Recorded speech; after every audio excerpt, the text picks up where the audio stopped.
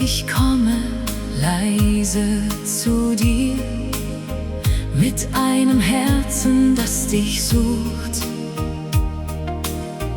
Ich kenne meine Schwachheit gut, doch deine Gnade gibt mir Mut. Halte meine Hände fest, wenn mein Glaube müde wird.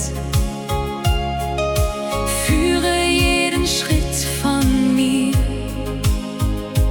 weil dein Weg zum Leben führt.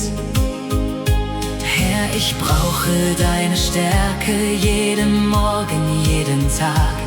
Ohne dich kann ich nicht gehen, du bist alles, was ich hab.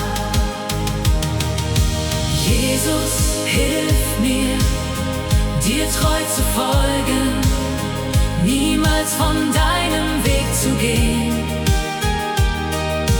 Lehre mich, auf dich zu schauen, auch wenn Stürme vor mir stehen. Füll mein Herz mit deiner Liebe, gib mir Kraft, wenn ich versag. Herr, ich will dir treu gehören, heute und an jedem Tag.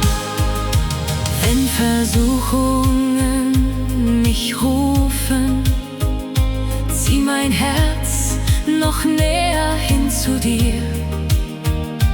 Lass dein Wort mein Licht sein, Jesus, damit ich niemals mich verliere. Schenk mir Demut, schenk Vertrauen, einen Glauben, der besteht, bis ich einst vor dir darf stehen, weil deine Hand mich sicher trägt. Du bist treu, auch wenn ich falle, du richtest mich in Liebe auf. Deine Gnade kennt kein Ende, du gibst meinem Herzen neuen Lauf. Herr, ich lege dir mein Leben hin, forme mich nach deinem Willen, bis mein letzter Atem sagt: Jesus, dich will ich erfüllen.